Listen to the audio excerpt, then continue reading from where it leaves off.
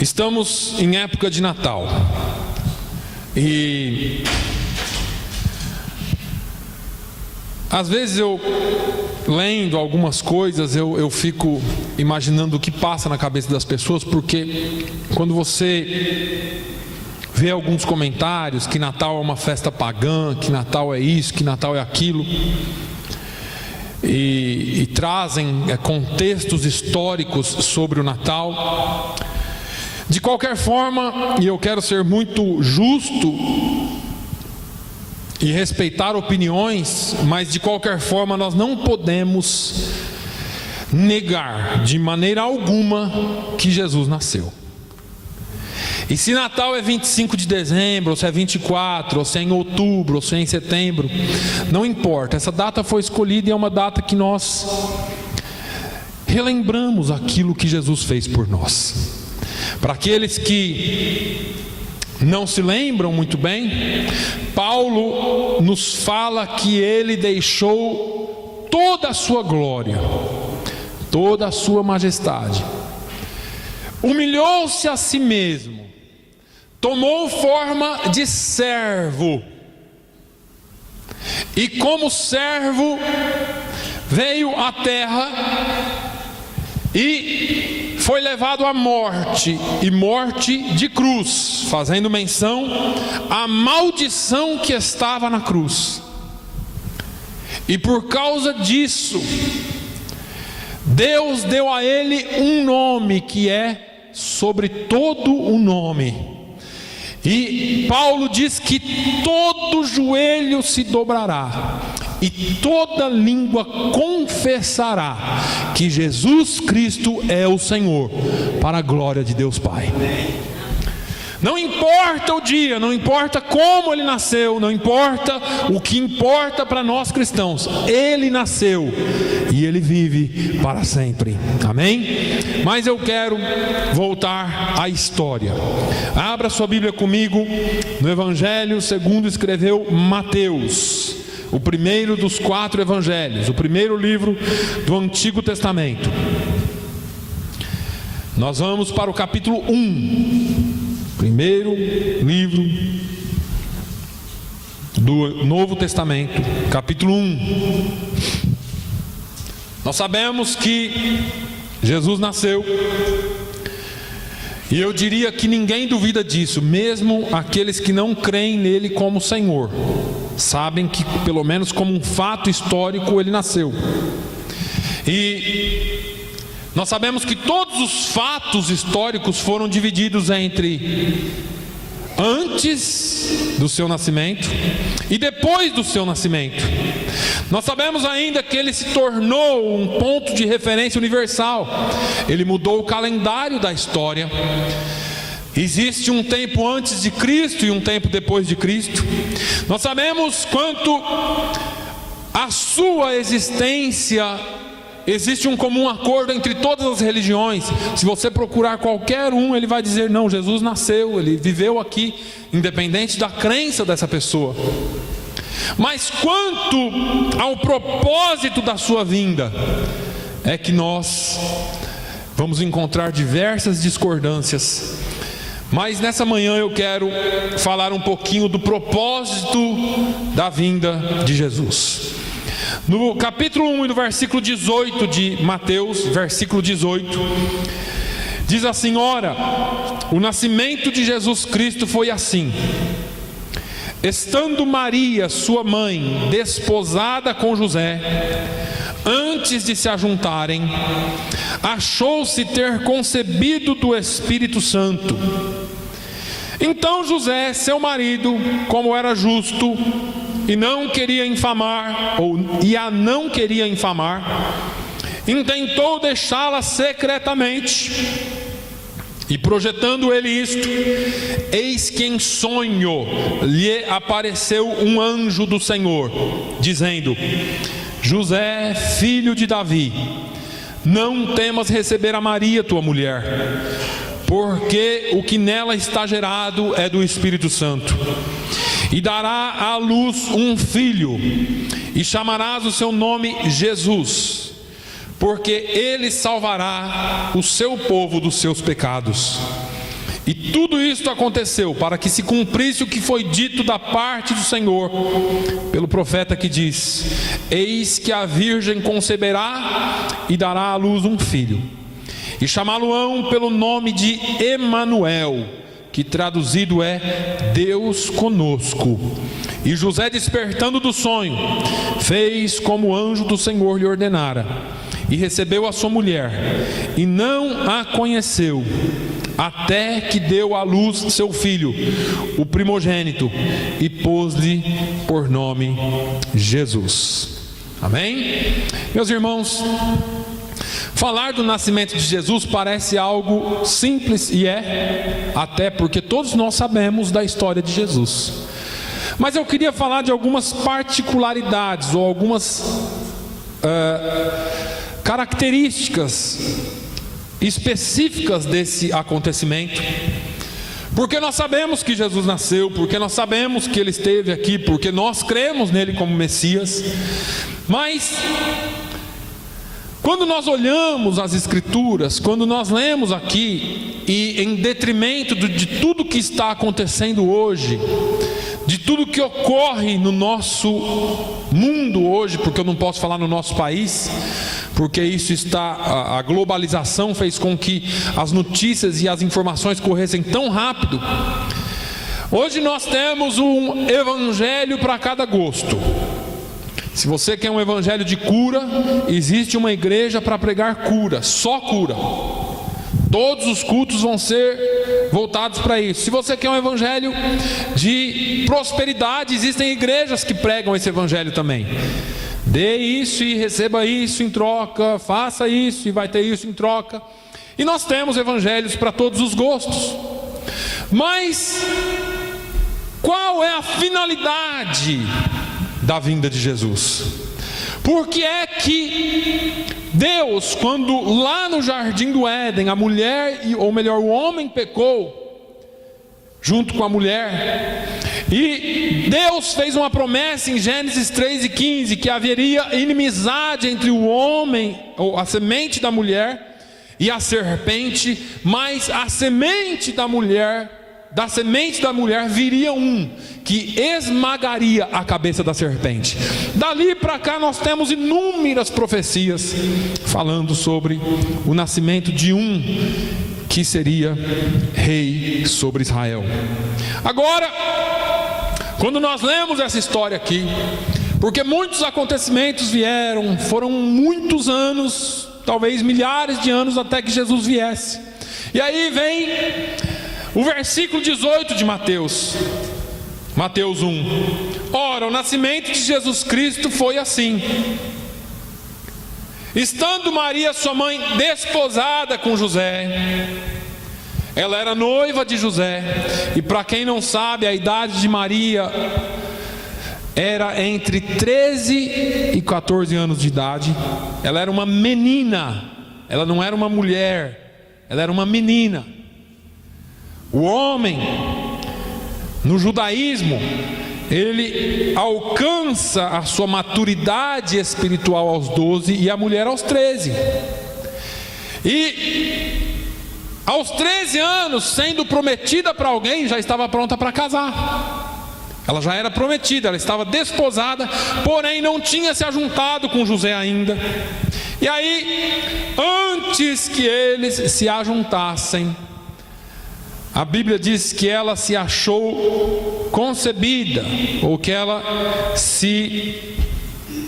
achou-se ter concebido do Espírito Santo. Em outras palavras, Maria apareceu grávida. Olha aí o problema, porque Jesus nasceu, é tudo muito bonito, mas vamos aos detalhes. Uma menina que ainda não havia sido casada, ou não havia se juntado ainda ao seu marido, numa sociedade machista, uma sociedade que realmente era dura com relação às mulheres, aparece a menina Maria grávida. E agora eu quero trazer um detalhe importante, porque Maria enfrentou alguns problemas. Eu quero também nessa manhã te falar de alguns problemas que ocorrem, ou que possam parecer problemas, quando Jesus entra na sua vida. Quando Jesus chega, existe uma promessa aí fora, baseada em textos bíblicos, é claro, de que os seus problemas acabaram, de que tudo vai dar certo daqui para frente, de que você não vai enfrentar mais nada. E não é verdade. Quando você abre o seu coração para Jesus, quando Jesus chega na sua vida, eu vou te dar uma notícia: às vezes piora, no ponto de vista humano, às vezes piora, porque você tinha uma vida em família até bem, você vivia até bem com a sua família, mas agora Jesus chegou, e parece que alguns da sua família não aceitam a chegada de Jesus. E foi assim com Maria também. A Bíblia não dá detalhe de pai, de mãe, de ninguém aqui, mas imagina só o que deve ter acontecido lá na casa da Maria. Como isso é possível? O que está acontecendo? E o negócio foi tão feio, mas foi dentro de casa. Lavaram a roupa suja dentro de casa. O negócio foi tão feio que José, quando ficou sabendo, ele falou: não vai dar certo. Maria me traiu. Olha a vergonha que eu vou passar nessa cidade. Olha tudo que vão falar de mim. O que vai acontecer daqui para frente? Ele falou: quer saber, eu não vou morar mais aqui, eu vou sumir daqui. É o que a Bíblia diz. Então José, seu marido, versículo 19, como era justo e a não queria infamar, intentou deixá-la secretamente. Quer saber, eu sou novo, eu vou mudar daqui, vou para outro lugar, vou fazer minha vida em outro lugar, onde ninguém me conhece, que eu ganho mais. Vou deixar Maria, mas assim, eu não vou arrumar briga, eu não vou fazer barraco, eu não vou fazer nada disso, porque é o seguinte: cada um dá o que tem, e eu já tenho falado isso aqui para vocês. Cada um dá o que tem. José era justo, irmãos, José era crente. Ele falou: não importa o que Maria fez, eu vou viver minha vida para lá, não quero briga, não quero nada, eu vou sair daqui. Jesus chega na vida de Maria causando problema para Maria, causando problema na família, com o noivo, que ela tinha intenções em se casar. E às vezes acontece o mesmo com a gente, porque às vezes Jesus chega na nossa vida, como eu disse, e está tudo bem lá em família, mas Jesus chegou, agora você não serve mais, porque Jesus às vezes traz divisão, porque as pessoas não veem Jesus como Salvador, não veem Jesus como Deus na sua vida, eles preferem pregar a religião. Agora você não é mais da minha religião, agora você aceitou aquela religião, e não tem nada disso, irmãos. Quando nós abrimos o coração para Jesus, é para Jesus. Acontece que José ficou nesse problema agora com a sociedade, porque ele falou: como que vai ficar minha cara? E eu só estou mostrando alguns aspectos para os irmãos entenderem que nem sempre quando Jesus chega vai ser mil maravilhas. Nem sempre quando você professa a sua fé em Jesus vai ser mil maravilhas. Nem sempre quando você diz assim: agora eu tenho Jesus, e vem aquele jargão: meus problemas acabaram. Para alguns os problemas só estão começando quando Jesus chega.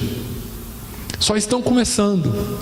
Mas nós vamos chegar lá, porque Jesus, mais para frente um pouco, ele fala assim: eu não vim trazer paz, mas vim trazer espada. E eu acho que algumas pessoas não leem a Bíblia nesse ponto, pulam esse versículo.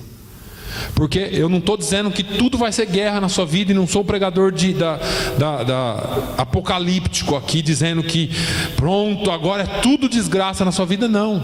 Pelo contrário, quando Jesus chega, Ele dá o que ninguém pode dar. Jesus ainda é o Emanuel, Ele é Deus conosco. Ele não mudou e Ele não muda, e nele não há sombra de variação ou dúvida. Mas eu quero te deixar bem claro que nem sempre as coisas funcionam como você pensa que vai funcionar, só porque Jesus chegou. Porque Jesus chegou, e nós vamos chegar um pouquinho mais à frente, Houve um problema com o noivo, com a família, com a sociedade. E se você for lá em Lucas 1:39, talvez a Bíblia não dá tantos detalhes, porque essa não era a principal preocupação do escritor. Mas quando você vê Lucas escrevendo, ele fala assim: e Maria foi visitar a sua parente Isabel. Você fala, ela foi visitar, pastor, mas que visita demorada. Ficou 3 meses na casa de Isabel. Tem visita que chega na nossa casa e fica, né? E ela foi para visitar a Isabel e ficou 3 meses na casa de Isabel. Por que será? Era em outra cidade. Porque ela não estava aguentando a pressão, irmãos. O problema era sério para Maria. Agora, quando ela se vê grávida, ela passa por tudo isso. Vamos lá um pouquinho para o lado de José. José tinha um coração bom. José era crente. José não queria infamar ou difamar Maria.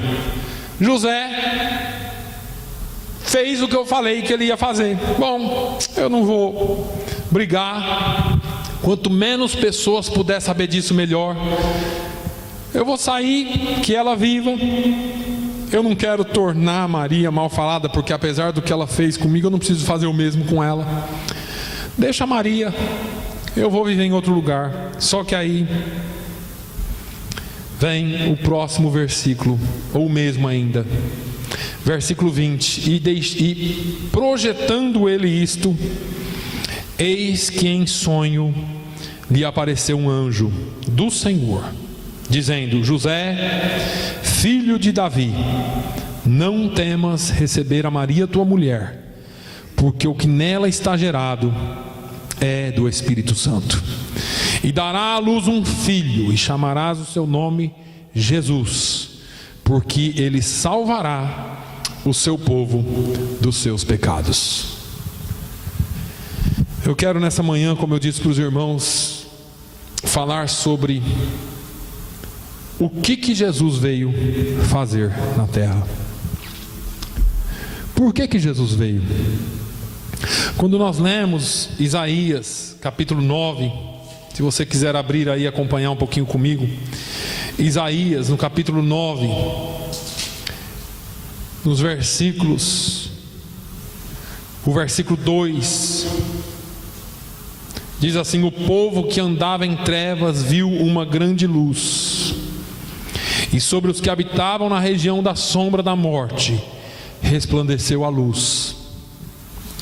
No versículo 6 diz: porque um menino nos nasceu, um filho se nos deu, e o principado está sobre os seus ombros, e o seu nome será maravilhoso, Conselheiro, Deus forte, Pai da eternidade, Príncipe da paz. E do aumento deste principado e da paz não haverá fim, sobre o seu trono, ou sobre o trono de Davi, e no seu reino, para o firmar e o fortificar em juízo e em justiça, desde agora para sempre.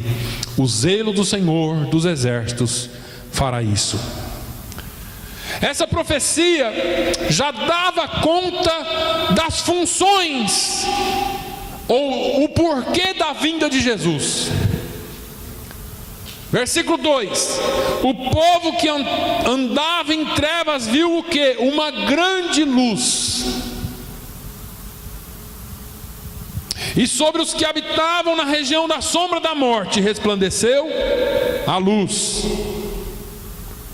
Jesus, quando ele não veio só para fazer aquilo que nós queremos que ele faça. Porque quando nós vamos à igreja, ou a gente vem à igreja, ou às vezes quando nós ouvimos algum tipo de pregação um pouco mais inflamada, ou às vezes quando nós ouvimos algum tipo de pregação voltada com foco para milagre ou para alguma outra coisa, nós esquecemos da real razão para o qual Jesus veio. Porque eu acredito e eu creio, porque a palavra de Deus diz que Ele veio para libertar os cativos, Ele veio para curar os doentes, Ele veio para libertar os endemoniados, Ele veio para quebrar correntes. Mas o início de todo o seu ministério e a razão principal, o foco principal da sua vinda, Ele veio para salvar o seu povo dos seus pecados. E eu digo aqui muitas vezes que Jesus não morreu na cruz para nos curar. Jesus não morreu na cruz para nos fazer ricos. Jesus não morreu na cruz para nos livrar de todos os problemas. Jesus morreu na cruz para salvar. Ele pode nos curar, Ele pode nos resolver os problemas, Ele pode nos dar bens materiais, mas o foco principal ainda é o perdão. Quando Jesus veio e morreu por nós, quando Jesus nasceu, Ele nasceu com uma missão. A missão de Jesus é o perdão dos pecados. Jesus, quando nós falamos de Jesus, quando nós falamos de Natal, é difícil não misturar o Natal com a Páscoa. Porque na Páscoa, quando o povo de Israel foi liberto do Egito, eles foram libertos e foram salvos do anjo da morte por uma marca de sangue. E essa era uma alusão direta, apontando para o sangue do Cordeiro, que tinha que ser aspergido para perdoar pecados e para salvar o homem da morte. Está o povo de Israel lá no Egito. Deus fala com Moisés: olha, toda a casa do povo, do meu povo, dos hebreus, tem que ser marcada com sangue, porque nessa noite passará o anjo da morte. E os hebreus então matavam um cordeiro por família, e o sangue colocavam numa bacia, e pegavam com um ramo e passavam sangue nas suas portas, e onde houvesse sangue, o anjo da morte passaria por aquela casa e não mataria o filho unigênito. Até a questão do filho unigênito, ou filho primogênito, é uma alusão a Jesus. Porque Jesus, Ele é o unigênito do Pai, e Ele é o primogênito de Maria. E Paulo fala que Ele é o primogênito da ressurreição. Porque Ele ressuscitou, nós ressuscitaremos com Ele para a glória. Jesus, Ele veio com o único fim, específico fim, de salvar aquilo que se havia perdido.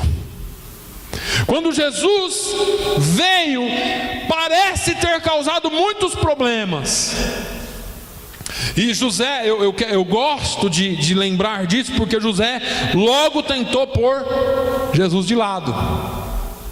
Ele ainda não sabia. E às vezes quando Jesus vem na nossa vida e os problemas começam a acontecer demais, porque, como eu disse, não é porque Jesus veio que Ele vem desprovido, ou Ele vem e nos tira de todos os problemas imediatamente. Jesus disse: no mundo tereis aflições, mas tende bom ânimo, eu venci o mundo. Não é porque Ele chega que os nossos problemas se acabam, e José logo vem do tamanho do problema que isso ia causar. José fala: quer saber, deixa esse negócio de Jesus de lado, deixa esse negócio de criança de lado. Ele ainda não sabia que era Jesus. E às vezes, ou ele não sabia quem era a criança. E às vezes, em decorrência dos problemas, parece-nos, ou me parece, que nós não conhecemos o poder de Jesus. Parece-me que em decorrência de problemas que a nossa fé, que em decorrência de problemas que vêm por causa da nossa fé, nós achamos, ou parece-me que nós não conhecemos o poder de Jesus. Jesus não veio para separar, Jesus não veio para desfazer famílias, Jesus não veio para desfazer casamento, Jesus não veio para acabar com aquilo que Ele criou. Jesus veio para trazer paz, Jesus veio para trazer vida e vida com abundância para todos aqueles que o aceitam. E essa paz vai além de alguns problemas que nós vivemos, porque Jesus, quando Ele disse: olha, eu não vim trazer paz, mas eu vim trazer espada, Ele estava falando de problemas que ia causar na nossa humanidade, porque como seres humanos nós enfrentamos e somos sempre suscetíveis a problemas. E principalmente quando, em decorrência da nossa fé, nós temos que tomar atitudes, posições. Em decorrência da nossa fé, às vezes nós temos que enfrentar problemas humanos. Por Jesus, às vezes, nós temos que enfrentar problemas. Problema com a sociedade, problema com a família. Ah, mas eu posso viver numa boa aqui? Pode sim, mas o dia que você declarar a sua fé abertamente, viver a sua fé abertamente, você pode ter certeza que em algum momento e em algum nível você vai encontrar resistência. Não vamos muito longe. Eu já falei isso aqui. Nas nossas escolas públicas aqui, se você tem filho na escola pública, coloque nele amanhã uma camisa escrito Jesus Cristo e manda ele para a escola. Tenta. Eles vão mandar ele de volta para tirar aquela camisa porque é ofensiva às outras religiões. Aí na terça-feira você coloca uma camiseta escrito Satanás e manda ele para a escola. Não tem problema nenhum, é rock and roll. Se você quiser viver uma vida justa, se você quiser viver uma vida com Jesus nascido dentro de você, você vai encontrar problemas. Nós temos irmãos aqui que foram já perseguidos. Irmãos, eu não estou falando de sofrer bullying, não. Estou falando de ser perseguido em trabalho, porque é crente. Bullying é coisa de agora, né? Esse negócio de tirar sarro da cara porque você é crente, porque você é isso, porque você é aquilo, isso é coisa de agora, sempre existiu. Mas isso sempre você vai passar, porque o dia que eles te chamarem para alguma coisa, você vai falar assim: não, eu não vou porque eu tenho Jesus, ou por causa disso, ou por causa daquilo. Logo você vai sofrer algum tipo de brincadeira, e às vezes essa brincadeira pode se tornar um pouco mais séria. Mas são os problemas com a sociedade que Jesus traz, que a sua fé em Jesus pode trazer para você.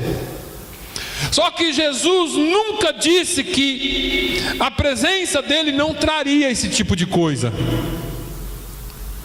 A diferença, e o que eu sempre falo, é que Jesus tem um chamado na vida de cada um, e nós amamos esse negócio de chamado, irmãos. Principalmente os pentecostais. Eu sou pentecostal. Eu amo essa ideia de chamado. Jesus me chamou. Isso é confortante, porque quando nós acreditamos no chamado, é confortante independente do que a situação nos mostra. Jesus tem um chamado na vida de cada um. Só que junto com o chamado vem uma responsabilidade, e junto com essa responsabilidade vem uma consequência. Maria foi escolhida para gerar o Filho de Deus. Só que junto com essa escolha, junto com esse chamado, junto com o chamado maravilhoso e glorioso de carregar Jesus, veio a consequência de tê-lo. E na sua vida não vai ser diferente, porque junto com o chamado de carregar Jesus, vem a consequência da afronta do inimigo, vem a consequência da gozação dos seus amigos, vem a consequência da família te pôr de lado. Mas Maria não desistiu. E quando veio a revelação de Deus para José: José, não faz isso com Maria, não faz isso não, José, não deixa ela não, porque o que nela está gerado é do Espírito Santo. Irmãos, todos nós temos que ter essa certeza. Eu só posso crer em Jesus pelo Espírito Santo. Eu só entendo que Ele é o Salvador, eu só entendo que Ele é o Senhor, eu só consigo confessá-lo como Senhor se eu tiver o Espírito Santo, se o Espírito Santo trabalhar em mim. É isso que Jesus diz, que ninguém poderá me confessar, ou ninguém confessará Jesus, a não ser pelo trabalhar do Espírito Santo. Agora, essa consequência, ela pode te fazer desistir, ou ela pode te fazer tomar a atitude que Maria teve. Porque Maria, ela permaneceu firme. Quando Maria foi ter com Isabel lá em Lucas, se eu não me engano, Maria já estava grávida há 6 meses.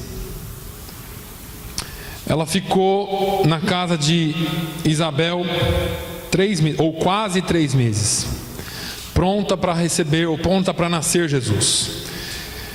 Se você olhar lá em Lucas 1:39, você vai ver que Maria foi apressada às montanhas, a uma cidade de Judá, e entrou lá na casa de Zacarias de Isabel. No versículo 56 fala que Maria ficou com ela quase 3 meses e depois voltou para sua casa.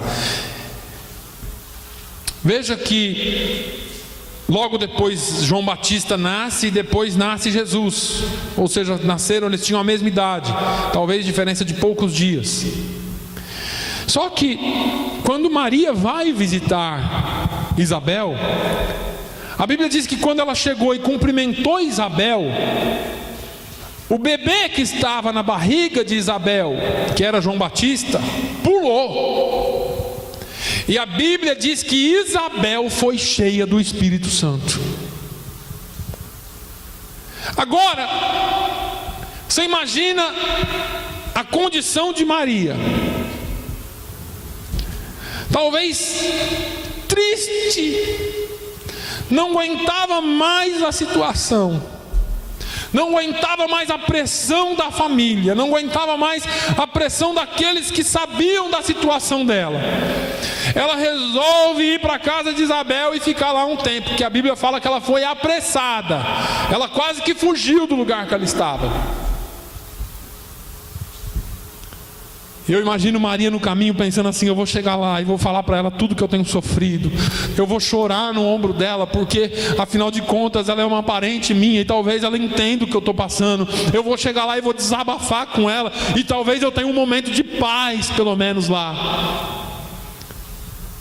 Mas todas as vezes que nós nos entregamos completamente para Jesus, Ele tem uma surpresa para nós guardada.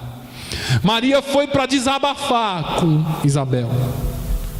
Maria foi talvez para falar para Isabel: Isabel, eu não estou aguentando mais o sofrimento.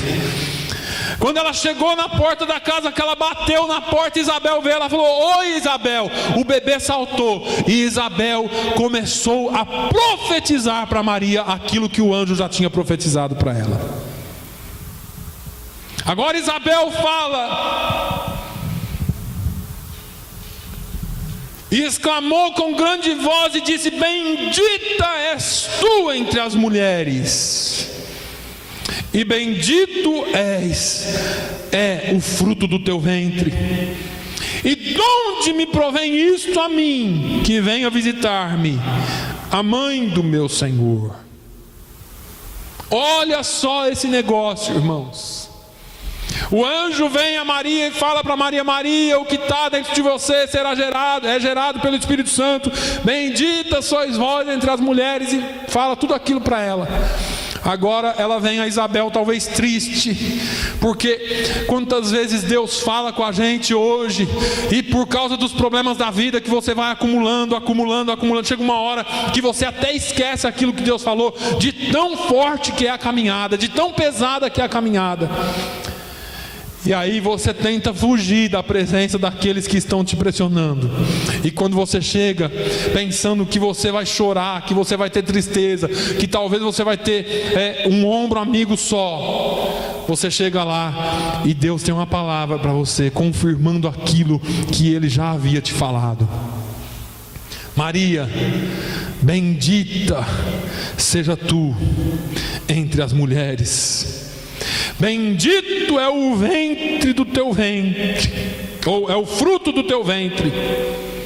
E aí, em uma posição de rendição e adoração, Isabel fala assim: quem sou eu? Quem sou eu para receber a visita da mãe do meu Senhor? Aí você desce um pouquinho no versículo 46. E aquilo que parecia ser tristeza, aquilo que parecia ser uma fuga, você vai ver Maria agora com uma visão diferente. Com 1 minuto teve a sua vida mudada. E então disse Maria: a minha alma engrandece ao Senhor, o meu espírito se alegra em Deus meu Salvador, porque atentou na baixeza ou na pequeneza da sua serva. Pois eis que desde agora todas as gerações me chamarão bem-aventurada, porque me fez grandes coisas o poderoso, e santo é o seu nome. E a sua misericórdia de geração em geração sobre os que o temem. Com o seu braço obrou ou trabalhou valorosamente, dissipou os soberbos no pensamento dos seus corações, depois dos tronos os poderosos e elevou os humildes, encheu de bens os famintos e despediu vazios os ricos. Auxiliou a Israel seu servo, recordando-se da sua misericórdia, como falou a nossos pais para com Abrão e sua posteridade para sempre. E Maria ficou ali, ficou com ela quase 3 meses, e depois voltou para sua casa. É muito bom que você saiba quem é que você carrega aí dentro. É muito bom que às vezes você, nos momentos de tristeza, possa abrir a sua boca e dizer: a minha alma engrandece ao Senhor, meu espírito se alegra em Deus, meu Salvador. Esse é o cântico de Maria. Às vezes nós precisamos abrir a nossa boca e glorificar a Deus, porque você pode dizer assim: mas Ele tem feito o que por mim? Por que Jesus veio? Eu ainda não recebi a cura, eu ainda não recebi a prosperidade, eu ainda não recebi aquilo que eu queria. Mas você já recebeu o perdão de pecados, você já recebeu a salvação, e porque Ele veio para perdoar pecados, eu e você podemos cantar: a minha alma engrandece ao Senhor, meu espírito se alegra em Deus, meu Salvador, porque grandes coisas Ele tem feito por nós. E a maior delas, e a principal delas, era aquilo que eu e você não poderíamos fazer.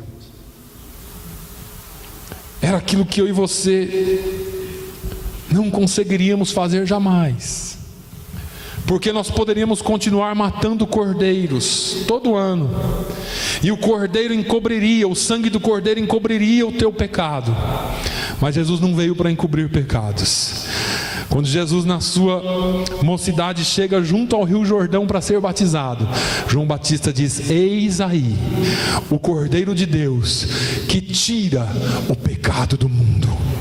Jesus veio para tirar o seu pecado.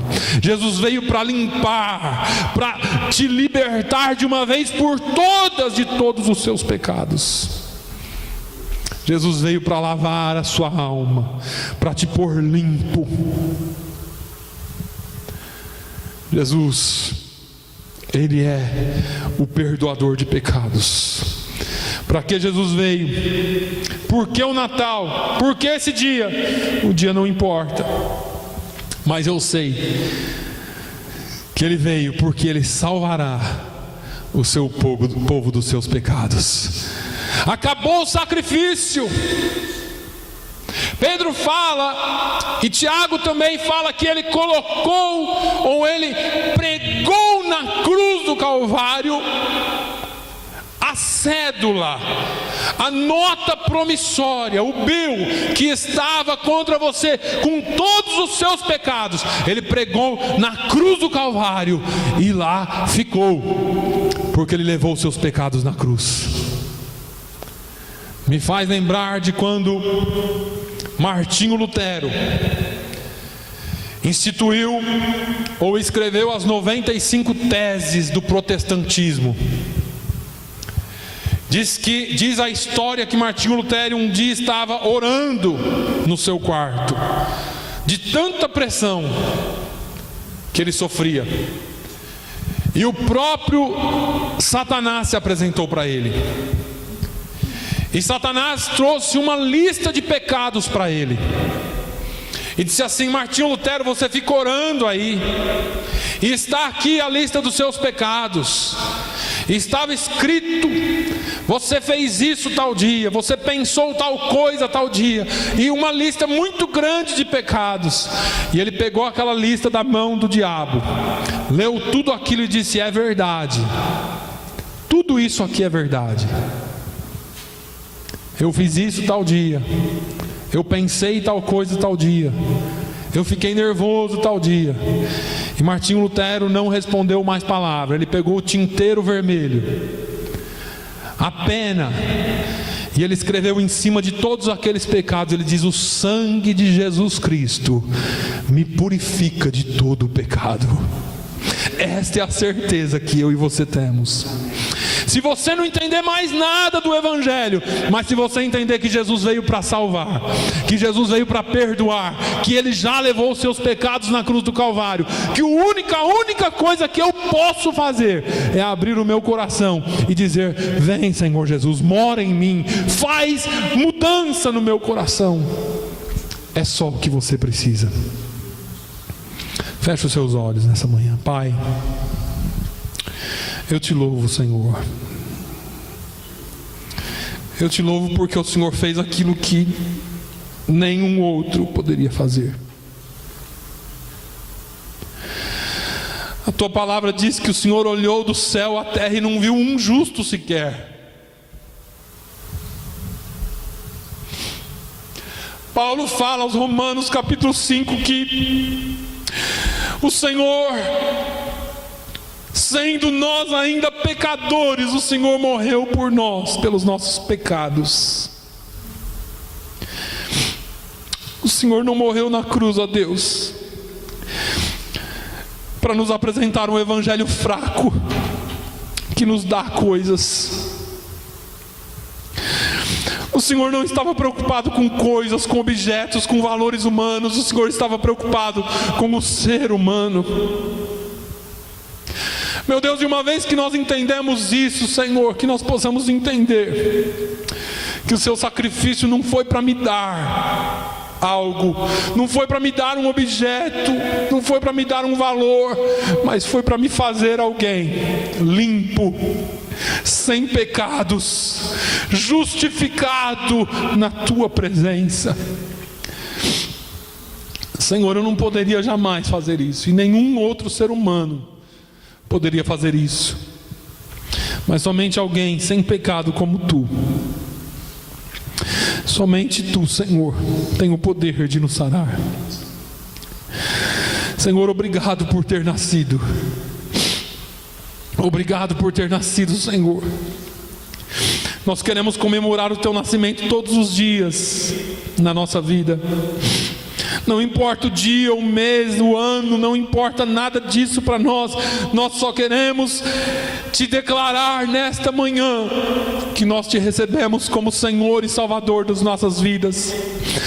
Que ainda quando éramos pecadores, o Senhor olhou para nós e nos amou primeiro. Muito obrigado, Jesus, pelo sacrifício em vir como ser humano e se entregar por nós. Pai, que cada um de nós aqui hoje tenhamos a certeza do Teu sacrifício na cruz do Calvário. Tenhamos a certeza da nossa salvação. Tenhamos a certeza de que nós fomos perdoados por Ti, porque esse é o motivo, essa é a razão pela qual o Senhor veio, para livrar o Seu povo, nós, dos nossos pecados. Muito obrigado, Jesus. Muito obrigado. Pai, a nossa alma Te engrandece e Te agradece. O nosso espírito Te louva. Queremos, Senhor, fazer o Teu nome conhecido a cada dia. Ensina-nos, Senhor, a fazermos como Maria, como José. A despeito de todos os problemas, eles creram na palavra. Eles creram naquilo que o Senhor já tinha falado para eles.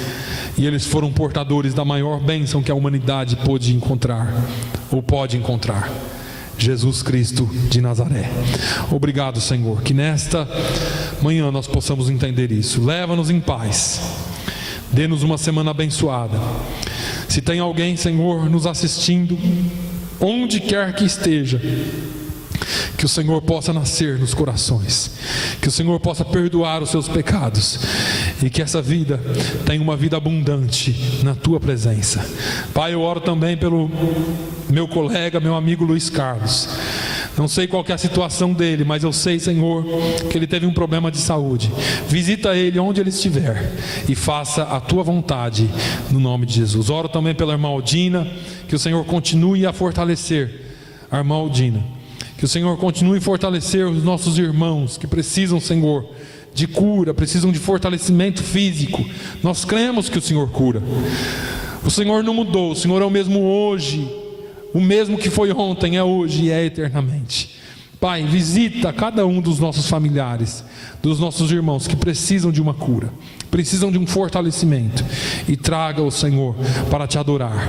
No nome de Jesus, eu oro para que o Senhor traga cada um na quarta-feira, na sexta-feira, para nós termos esse momento de comunhão, e que a nossa semana seja uma bênção nas Tuas mãos. Que o amor de Deus, a graça do nosso Senhor e Salvador Jesus Cristo, a comunhão e a consolação do Espírito Santo seja sobre todo o povo de Deus, e todos digam amém.